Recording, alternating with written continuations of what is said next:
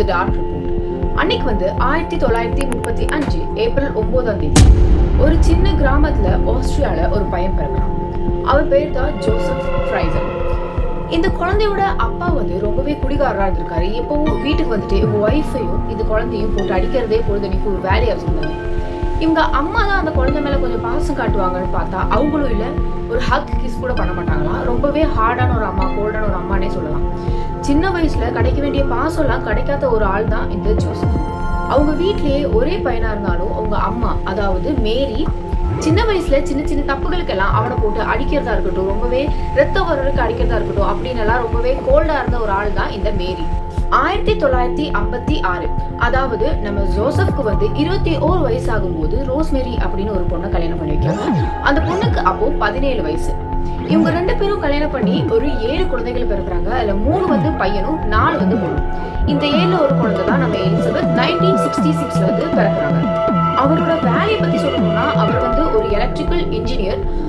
Neighbours கிட்ட எல்லாம் கேட்கும்போது பயங்கர ஒரு ஸ்ட்ரிக்ட், ஒரு ரெஸ்பான்சிபிள், ஹார்ட் ஒர்க்கிங் மேன். எப்பவுமே ரஃப் அண்ட் டஃபா தான் நடப்பாரு, ரொம்பவே ஹார்ட் ஒர்க்கிங், என்ன சொன்னாலும் வேலையை முடிச்சுவாரு அப்படின்ற ஒரு தோற்றம் தான் நெய்பர்ஸ் இருந்தது. 1967 இவரை போலீஸ் அரெஸ்ட் பண்றாங்க. எதுக்குன்னா இவர் ஒரு நர்ஸை ரேப் பண்ண ட்ரை பண்றதுக்காக. அதே மாதிரி 18 மாசம் ஜெயில இருந்ததாகவும் சொல்றாங்க. அதுக்கப்புறம் ஜெயில இருந்து 1977, அதாவது நம்ம எலிசபெத் பிறந்து 10-11 வருஷத்துக்கு அப்புறம், அப்ப நம்ம எலிசபெத்துக்கு கரெக்டா 11 வயசு ஆகுது. ஆனா தான் பொண்ணுனே பார்க்காம எலிசபெத் கிட்ட தப்பா நடந்துட்டாரு நம்ம ஜோசப். அதே மாதிரி 1980 இவர் ஒரு சவுண்ட் ப்ரூஃப் ரூமை கட்டுறாங்க. ஆக்சுவலா நம்ம மென்ஷன் பண்ண மாதிரி இவர் ஒரு எலக்ட்ரிக்கல் இன்ஜினியர். சோ இவருக்கு இந்த மாதிரி ஒரு வேலையெல்லாம் அத்துப்படியா இருந்துச்சு. சோ சவுண்ட் ப்ரூஃப் ரூம் அவங்க வீட்டுக்கு கீழே கட்டுறாங்க. அதே மாதிரி 1983 எல்லாம் அதோட வேலைகள், அதாவது இந்த சவுண்ட் ப்ரூஃப் ரூமோட வேலைகள் எல்லாம் அத்தியாவசியம் முடிஞ்சிருச்சு.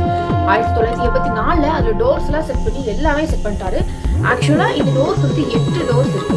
அது ஃபர்ஸ்ட் டோர் பாஸ்வேர்ட் போட்டா மட்டும்தான் ஓப்பன் ஆகுற மாதிரி ஒரு ரொம்பவே அட்வான்ஸ்டா உள்ள ஒரு டோரா தான் இருந்துச்சு. ஸோ நமக்கு ஒரு கேள்வி வரலாம், எதுக்கு இவர் இப்படி சவுண்ட் ப்ரூஃப் ரூம் கட்டுறாரு, அதுவும் அவர் வீட்டுல எதுக்கு கட்டுறோம், யாருக்குமே தெரியாம தான் கட்டுறாரு, எதுக்கு இந்த மாதிரி கட்டணும்னு நமக்கு ஒரு டவுட் வரலாம். ஸோ இவர் இந்த ரூமை கட்டுறது எலிசபெத்துக்காக தான். எலிசபெத்தை எப்படியாவது இந்த ரூம்குள்ள அடைச்சு வச்சு அவள் சித்திரவதை பண்ணணும் அப்படின்றதுக்காக தான் இந்த ரூமை கட்டுறாரு. அதே மாதிரி 1984 ஆகஸ்ட் 28 எலிசபெத் கிட்ட இப்படி ஹெல்ப் கேட்கிற மாதிரி கூப்பிட்டுருக்காங்க.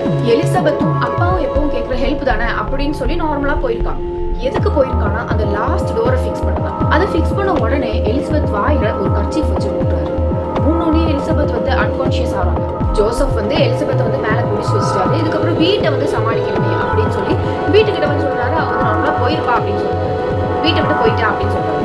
உடனே வீட்டுல உள்ள எல்லாரும் நம்பிட்டாங்க. ஏன்னா இடைக்கு அது எலிசபெத் மென்ஷன் தான் பண்ணுவோம். அதை கன்ஃபார்ம் பண்ற மாதிரியே ஒரு மாசத்துக்கு அப்புறம் இவங்களுக்கு ஒரு லெட்டர் வருது. அதுவும் நம்ம எலிசபெத் எழுதுனாங்க. என்னை யாரும் தேட வேண்டாம், நான் ஹாப்பியா தான் இருக்கேன் வெளியே போய் அப்படின்னு சொல்லி எலிசபெத் எழுதின மாதிரியே ஒரு லெட்டர் இந்த ஜோசப் அவங்க ஒய்ஃப் ரோஸ்மேரியிட கொடுக்குறா. ஸோ இது போலீஸும் பெரிய இதா எடுக்கல, அவங்க ஃபேமிலி மெம்பர்ஸும் பெரிய இதா எடுக்கல. அதனால அப்படியே அதை விட்டுட்டாங்க. இந்த ஜோசப்போட ஒய்ஃபோட சிஸ்டர், அதாவது ரோஸ்மேரியோட சிஸ்டர் என்ன நினைக்காங்க, அவ எப்படி இப்படி திடீர்னு போகலாம், இதுல ஏதோ மர்மம் இருக்கு அப்படின்னு சொல்லி இந்த பார்க், ரயில்வே ஸ்டேஷன், அந்த மாதிரி ஏரியாஸ்ல உள்ள எல்லா இடத்துலயுமே போலீஸை வச்சு சர்ச் பண்ண வைக்கிறாங்க. அவங்களுமே போய் சர்ச் பண்றாங்க. ஆனா அவங்களால எலிசபெத்தை கண்டே பிடிக்க முடியல. ஸோ ஃபர்ஸ்ட் டே எலிசபெத் கண்ணை திறந்து பாக்குறாங்க. ஃபுல்லா இருட்டு, ரொம்பவே பயமா இருக்கு. அதே மாதிரி இவளோட அப்பா ஜோசப் தான் இவளை இப்படி புடிச்சு வச்சிருக்காருன்னு தெரியும். 2 விஷயத்துக்கு தான் அவர் மேலே வருவாரு. ஒண்ணு அவளை அபியூஸ் பண்றதுக்கு, இல்லைன்னா அவளுக்கு சாப்பாடு கொடுக்கறதுக்கு. 5 வருஷமா அவளுக்கு கூட பேச யாருமே இல்லாம அந்த ரூம்ல அவ தனியா மட்டும்தான் இருந்தா. ரொம்பவே தனிமையில தான் இருந்தா இந்த 5 வருஷமும். அதே மாதிரி அவளுக்கு ரொம்ப ஃபுட் எல்லாம் கிடைக்காது. கொஞ்சமா தான் இவர் ஜோசப், அதாவது அவர் அப்பா ஃபுட் கொடுப்பாரு. அதை மட்டும் தான் அவ சாப்பிட முடியும். சன்லைட் எல்லாம் பார்க்காமயே தான் அந்த ரூம்ல வாழ்ந்துட்டு இருக்கா. அதே மாதிரி இந்த ரூம் ஜஸ்ட் ஒரு 5 to 6 feet அவ்வளவுதான் இருக்கும். தலை முட்டுற மாதிரி தான் நிக்கணும். சோ இது எல்லாமே அவளுக்கு ரொம்பவே கஷ்டமா இருந்துச்சு. உங்க அப்பாவை இப்படி பண்ணிட்டாங்களேன்ற ஒரு கஷ்டமாவும் இருந்துச்சு. அதே மாதிரி இந்த எலிசபெத் ஜோசப் கொஞ்சம் பயப்படுற பொண்ணாதான் சின்ன வயசுல இருந்தே இருந்திருக்காங்க. 1985 இவங்க முதல் தடவை பிரெக்னென்ட் ஆனாங்க. அது இவங்க சொந்த அப்பாவால. சோ இந்த பிரெக்னன்சி ரொம்ப நாள் லீடர்ல குழந்தை அபார்ட் ஆயிட்டு 1988 ஆகஸ்ட் 30 இவங்க 2வது தடவை பிரெக்னென்ட் ஆனாங்க. பெண் குழந்தை தான் பிறந்துச்சு. கிறிஸ்டின் அப்படின்னு பேர் வைக்கிறாங்க.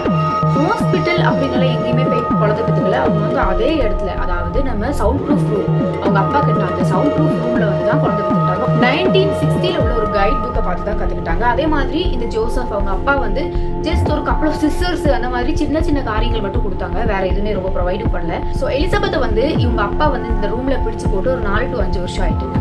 இந்த 5 வருஷத்துக்கு அப்புறம் இந்த ஒரு குழந்தை இவங்களுக்கு கிடைச்சது வந்து ரொம்பவே ஹாப்பியா இருந்துச்சு.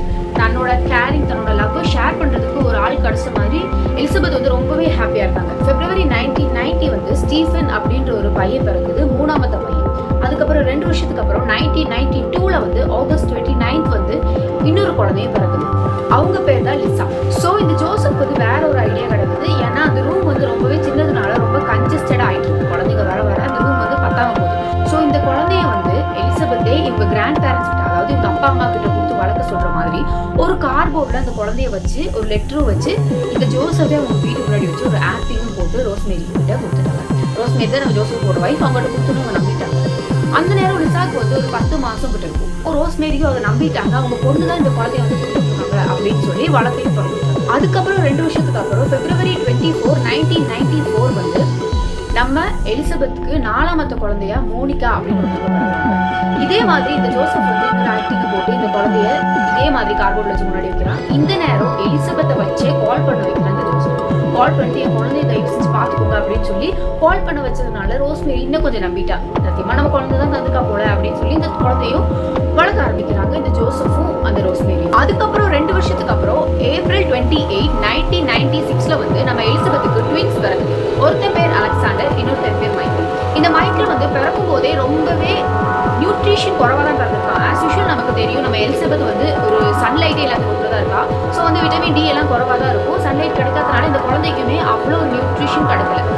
ஸோ இந்த மைக்கேல் வந்து பிறந்த 3 நாள்லயே இறந்து போயிடுறா, அதுவும் நம்ம எலிசபெத் கையிலேயே. இந்த ஜோசப் அந்த குழந்தையும் எடுத்துட்டு எரிச்சு இந்த அவங்க கார்டன்லயே இந்த ஆஷையும் போட்டிருக்கான். அலெக்சாண்டர் வந்து 5ஆவது குழந்தையா வளர்க்க ஆரம்பிக்கிறான். 6 வருஷத்துக்கு அப்புறம், அதாவது December 16, 2002ல வந்து நம்ம எலிசபெத்துக்கு கடைசி குழந்தையா ஃபெலிக்ஸ் வந்து பிறக்கிறாங்க. லிசா, மோனிகா, அலெக்சாண்டர் இவங்க 3 பேர்த்தையும் ஜோசப் வந்து வெளி உலகத்துக்கு போய் நல்லாவே வளர்க்குறான். ஒரு பக்கம் லிசா, மோனிகா, அலெக்சாண்டர் ரொம்பவே ஒரு ஹாப்பி லைஃப் வாழ்றாங்க.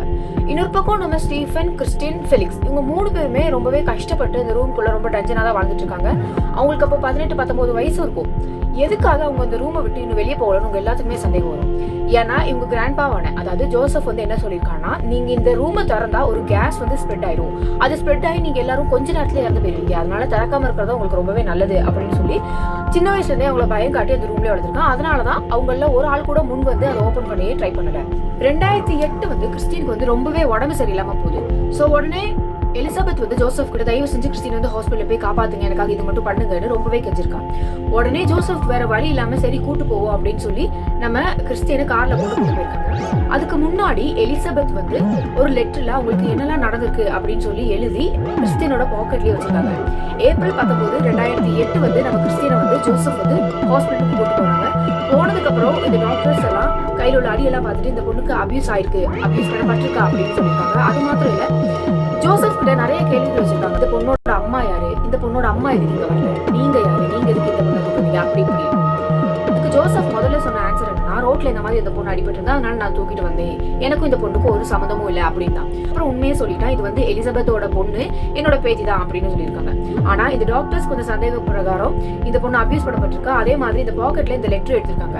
சோ இதெல்லாம் கனெக்ட் பண்ணி பார்க்கும்போது உங்களுக்கு ஏதோ டவுட் வந்து எலிசபெத்தின் உயிரோட தான் இருக்காங்கன்னு டாக்டர்ஸ் கன்ஃபார்ம் பண்ணிருக்காங்க. அதே மாதிரி போலீஸ்கிட்டையும் கால் பண்ணி இதை சொல்லிடுறாங்க. உடனே போலீஸும் வந்துடுறாங்க. April 26, 2008 ஜோசப் வந்து அவங்க வைஃப் ரோஸ்மேரி கிட்ட சொல்றாங்க, நம்ம பொண்ணு திருப்பி வர போறா அப்படின்னு ஒரு மெசேஜ் அனுப்பியிருக்கா. April 27 வந்து நம்ம ஜோசப் வந்து இந்த போலீஸ் வந்து அரெஸ்ட் பண்றாங்க. அதே மாதிரி இவங்களுக்கு கிடைச்ச பனிஷ்மெண்ட் தான் லைஃப் லாங் ஃபுல்லா பிரிசன்ல இருக்கணும். அதே மாதிரி எலிசபெத் மாத்திரம் இல்லாம அவங்க கிராண்ட் சில்ட்ரன்ஸையும் அபியூஸ் பண்ணதுனால நம்ம ஜோசப்க்கு வந்து லைஃப் டைம் பிரிசன் கொடுக்குறாங்க. ஜோசப் வந்து ரொம்ப கில்ட்டியாரே, நான் பண்ணது தப்பு அப்படின்னு சொல்லி ஒரு ஸ்டேட்மெண்ட் கொடுத்திருக்காரு. இப்போ வந்து எலிசபெத் நம்ம கூட தான் வாழ்ந்துட்டு இருக்காங்க. வேற ஒரு பேர்ல வந்து அவங்க குழந்தைங்க லிசா, மோனிகா, அலெக்சாண்டர் எல்லாருமே வேற ஒரு பேர்ல நம்ம கதையை தான் வாழ்ந்துட்டு இருக்காங்க. இந்த மாதிரி இன்ட்ரெஸ்டிங்கான வீடியோக்கு நம்ம சேனலை சப்ஸ்கிரைப் பண்ணிக்கோங்க. நெக்ஸ்ட் வீடியோ கூடிய சீக்கிரம்.